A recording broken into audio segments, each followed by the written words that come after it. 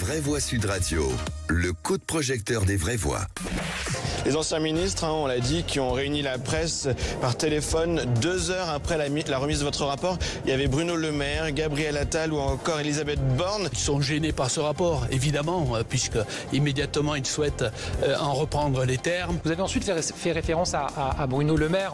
Je trouve assez scandaleux le procès médiatique, politique qui lui est fait dans beaucoup de cercles. Bruno Le Maire qui parle d'un réquisitoire d'opposants politiques truffé de mensonges, d'approximations et d'affirmations spécieuses. Et d'autre part, ça marque une espèce de fébrilité dont je ne comprends pas bien d'ailleurs ni l'origine ni la raison. Et ces sénateurs qui publient donc ce rapport au vitriol contre les anciens gouvernements sur la gestion des finances publiques. Ils dénoncent une gestion attentiste et irresponsable des déficits. En réponse à quoi Gabriel Attal, Elisabeth Borne et Bruno Le Maire étrillent par un réquisitoire d'opposants politiques, un rapport partisan et truffé de mensonges. Alors parlons vrai, peut-on accuser les sénateurs de faire de la politique et pas du factuel puisqu'on parle de chiffres? Pour vous, qui ment, les sénateurs ou Attal, Borne et Le Maire? Et à cette question, finances publiques, Macron et ses anciens premiers ministres doivent-ils rendre des comptes? Vous dites oui à 99%. Vous voulez réagir? Et surtout, si vous faites partie des 1% qui disent non, Aude attend vos appels au 0826 300 300.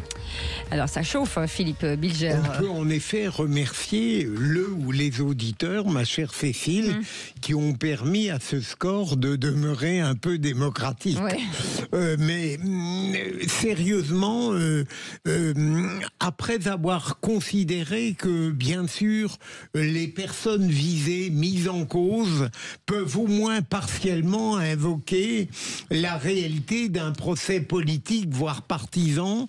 Je trouve que leur réaction apparemment consensuelle, leur conférence de presse immédiate après a été plutôt une mauvaise chose qu'une démonstration de leur bonne foi.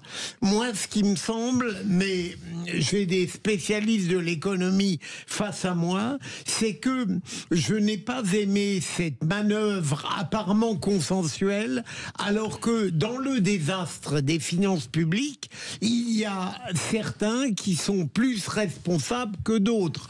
Par exemple, Bruno Le Maire, je le trouve plutôt moins responsable que certains autres, dans la mesure où, à sa manière, et ça a été attesté, il a alerté à plusieurs reprises, et notamment Elisabeth Borne, qui dit mais ça n'était pas sérieux parce qu'il ne m'avait pas donné les modalités de l'opération de communication. Autrement dit, je trouve tout à fait pertinent le rapport sénatorial, apparemment, peut-être avec des outrances, des excès, mais il ne faudrait pas mélanger toutes les personnes visées par le rapport dans le même bain. Sébastien Ménard. Je l'ai déjà dit sur cette antenne. Pour moi, je trouve que le procès qui est fait à la Macronie est un procès politique. Je rappelle que cet argent, il est passé où? Cet argent n'est pas dans les poches de Bruno Le Maire et des différents ministres. Il n'est pas dans la poche des différents premiers ministres qui se sont succédés. Et évidemment, ce n'est pas dans la poche du président de la République. Le quoi qu'il en coûte qu'on nous a quelque part, tout le monde s'est dit, pendant le Covid et après le Covid, les plans garantis par l'État, etc., tout le monde en a profité. Encore une fois, vous avez des tas d'entrepreneurs, j'en suis, qui en ont profité. Vous avez des tas d'entreprises qui ont été maintenues, perfusées abusivement en vie. Toutes ces boîtes aujourd'hui n'existent plus. C'est tout ce qu'on a voulu quelque part mettre en place pour permettre à la France quelque part de tenir la route, qu'à un moment donné, il faut payer. C'est ça la réalité. Ce n'est pas ce qu'on reproche. Mais attendez, on reproche. J'entendais tout à l'heure Éric Revel me dit les Macroniens, c'est 1000 milliards de dettes. Mais c'est pas 1000 milliards de dettes fait n'importe comment pour faire n'importe quoi. Après, il y a des choix politiques. On peut critiquer les choix politiques. On peut dire pourquoi vous avez financé la Startup Nation, vous avez mis 1 milliard par-ci, 1 milliard par-là, etc., sur des boîtes qui ont disparu aujourd'hui. Parce que ça, c'est aussi une réalité. Ça, je veux bien qu'on ait fait de mauvais choix stratégiques. Mais l'idée d'honorer ce qui fait aussi la grandeur de la France, c'est-à-dire l'État-providence, on l'a fait, mais on l'a fait à crédit. Voilà. Il fallait peut-être le dire un peu plus à l'époque, ou peut-être mieux se faire entendre, mais nous l'avons fait à crédit. Mais voilà, c'est pas le sujet du rapport. Mais attendez, c'est quoi le rapport? Le rapport dit. Le rapport dit. C'est pas le sujet du rapport. Et c'était quoi le sujet du rapport? Le sujet du rapport, c'est de dire qu'on a menti aux Français. C'est ça le sujet du rapport. On n'a pas menti aux Français. Alors, terminez juste. On n'a pas. Je reprends la parole. Cher Éric Revel, on n'a pas menti aux Français. Non. Je suis désolé. On les a trompés. Mais on les a pas trompés. Je veux dire, moi, j'ai regardé dans le détail les auditions de Bruno Le Maire, de Gabriel Attal. J'ai pas suivi celle d'Elisabeth Borne. Franchement, je veux dire, pour avoir suivi un peu les questions budgétaires depuis longtemps, de la part du ministre des Finances qui était là pendant 7 ans, de la part du jeune Premier ministre qui était 8 mois au pouvoir et qui pense qu'il a une histoire à écrire avec les Français, c'était indigne.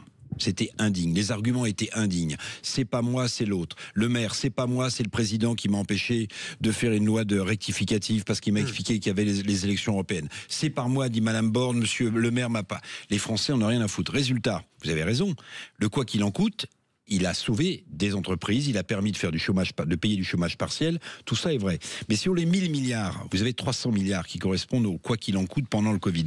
Le restant, et c'est là où vous avez une incohérence totale, Sébastien, c'est que le restant, c'est quoi? Ça sert à faire du financement du train de vie de l'État. C'est pas des dépenses d'investissement. Quand on dépense de l'argent, même si on est déficitaire... Vous m'avez entendu parler sur le train de vie de l'État ? Justement, donc vous pourriez reconnaître que Macron, en fait, de ce point de vue-là, n'a rien fait.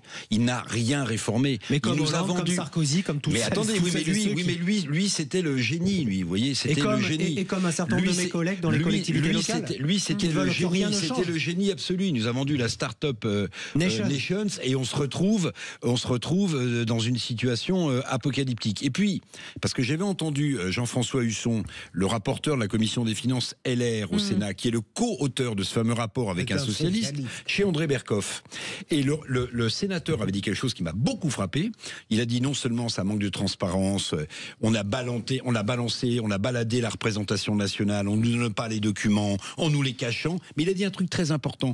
Il a dit, vous savez, 8 mois avant que tout cela soit découvert, c'était la première fois depuis 1958 que les sénateurs avaient identifié 7 milliards d'euros d'économies budgétaires auxquelles le gouvernement, le maire était ministre des Finances, n'a pas voulu croire parce qu'il s'arc-boutait sur le fait qu'on ne serait pas en dérapage. Alors, ou bien ces gens sont incompétents, c'est possible, hein. Ou bien ils ont caché la réalité. Et quand on cache la réalité, Sébastien Ménard, on trompe les gens. Voilà. Et on est dans cette situation aujourd'hui. En tout cas, nos auditeurs, Non, je veux dire, ceux qui tweetent sont très, très, très en colère, hein, très mécontents, en disant que si c'est effectivement. Mais parce que ce sont les contribuables français qui vont payer, les entreprises aussi. Mais l'argument qui a été invoqué, est-ce qu'il vous paraît plausible?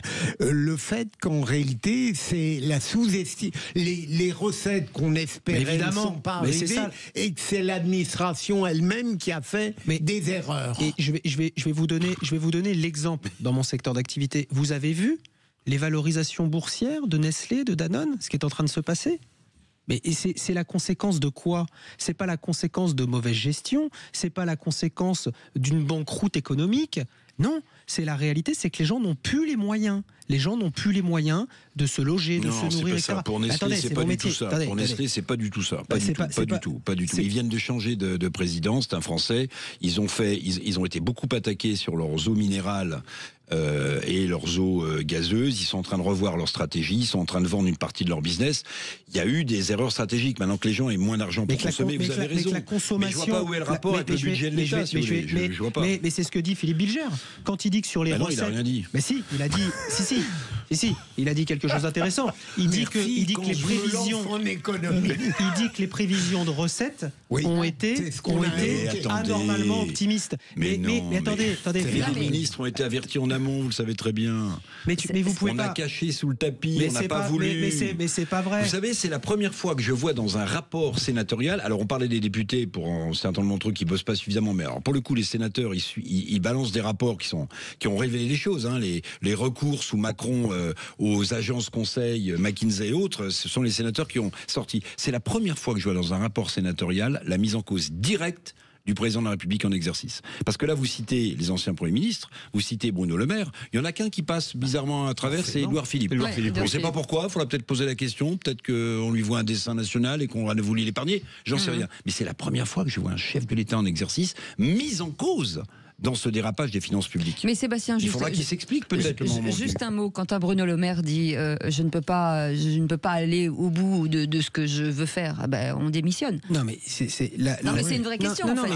C'est évidemment, mais enfin, c'est comme un chef d'entreprise. C'est pas parce que moi aussi mes prévisions budgétaires, comme celles de mes collègues, sont plus optimistes que la réalité. Mais on lâche pas la barre pour autant. On essaie de trouver des solutions. Vous êtes démissionné par votre conseil. Non, mais moi je suis pas. C'est mon entreprise, monsieur. Je suis désolé, je vais pas démissionner de mon conseil. Mais je vais pas abandonner les 7000 personnes qui me font confiance. Parce que ça, c'est votre entreprise tout seul. Mais non, mais j'ai des tas de gens. Mais c'est moi le patron. C'est moi le patron, le propriétaire. J'ai aussi ce droit-là. Oui, d'accord. Vous on n'est pas dans un état communiste. En termes de dividendes ou autre. Mais c'est pas ça. Mais avant de toucher des dividendes, il faut aussi assumer des pertes. Par cœur. Non, mais arrêtez de défendre Emmanuel Macron comme si rien n'était reprochable à ce type. Vous voyez bien qu'il a emmené la France dans le mur quand même. On est en crise politique. Mais c'est pas moi qui le dis. C'est vous qui le dites. Ah bon, on n'est pas en crise politique, on n'est pas en crise financière, on n'est pas en crise sociale, on n'est pas en crise diplomatique. Mais vous, c'est hallucinant. Mais c'est quoi cette espèce de nombrilisme? Regardez, il y a plus de 200 pays dans le monde. Votre président de la République, il ne pense qu'à lui et il ne pense que lui seul a raison. Ça n'engage que vous. Mais non, mais tout le monde le dit. Ça n'engage que vous qui soi-disant côtoyez sans arrêt. Minoritaire ne signifie pas que vous avez forcément tort. Merci, monsieur Philippe Bilger. Non, mais le point de vue d'Éric est tout de même majoritairement assumé. Vous savez, Merci. les gens tireront les conclusions qu'ils voudront. Vous voyez, absolument. On va voir comment ça va se passer cette fin de mandat. S'il y a une fin de mandat, on va voir. En tout cas, ce qui est intéressant, c'est d'avoir des avis qui divergent. Ça diverge. Et ça, c'est intéressant. Merci beaucoup Philippe Bilger, merci Eric Revel, merci Sébastien Ménard. Merci à vous. Restez avec nous dans un instant, les vraies voix qui font rouler la France. Et nous accueillerons des maires justement sur cette transition énergétique par la voie de la mobilité. On en parle dans un instant, à tout de suite.